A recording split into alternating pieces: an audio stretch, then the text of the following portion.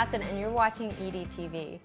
Last month I was on a food tour in Iowa and I was presented with a fabulous guacamole from Chef Ephraim at the Tournament Club of Iowa. And not only is it great tasting, but it has all kinds of added nutrition in it because it has edamame. So we're going to recreate it today. I'm so excited to show you how to do it.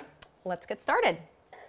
Now to begin with, we're going to need avocados. Now avocados, of course, go into guacamole. Traditionally, they're made 100% with avocados. And you'll find that they come in all different sizes. Now for this recipe, you're going to want one sort of large avocado. Mine are pretty little baby ones, so I'm actually going to add all 4 halves because these are teeny tiny. And you don't obviously want to take the pit, but you want to save the pits. And I'll show you why when we're done. Why you want to save the pits. Okay. Scoop this into the food processor. You really will want to make this in a food processor though, and I will tell you that the main reason is that you can get it really super smooth. You might be able to do that in a blender actually. You might just have to add a little bit more liquid to it, which is fine, but you want it super, super smooth because where you can make the guacamole by just mashing it up with a fork in a bowl, you can't necessarily do that with the edamame because you want those really smooth. Okay, so we have our avocado. Now we're going to add edamame, and I just buy these in a bag frozen. What you'll want to do is each bag has different directions. You'll want to follow the directions on the bag, but basically you put the contents of the bag in boiling water and you blanch it for a couple of minutes until they're just like crisp tender. So, but you want them to retain the color. Really important that you don't cook them too long because you want that bright green, which really adds to the guacamole. We've got that. Then, tofu sour cream. So you want to use about a tablespoon of this. But don't worry, the recipe is on our website at everydaydish.tv. So just add a little bit more. And that adds a little bit of richness. So good. Then we have the juice from 1 lime. I think this is pretty much right there. Put that in.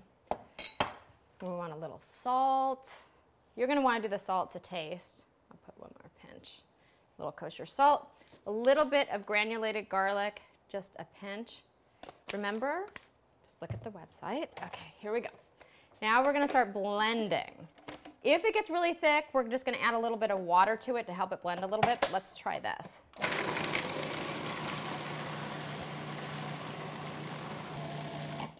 Okay, you're going to probably want to stop your machine, scrape it down a couple times because you want it really ultra smooth. And then, ooh, we're almost there.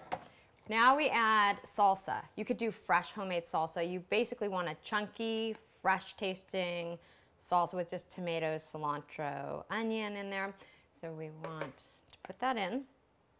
And we're just going to pulse it. At this point, you could mix it in a bowl. I'm just going to quickly pulse it in the machine and then we'll take it out. Here we go. If you over blend it at that point, it will get this kind of gray color, which we don't want.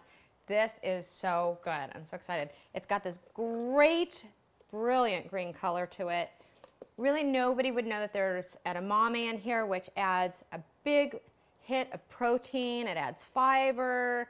It's heart healthy. This is a great one for kids. And you know, it's funny, my kids don't like guacamole.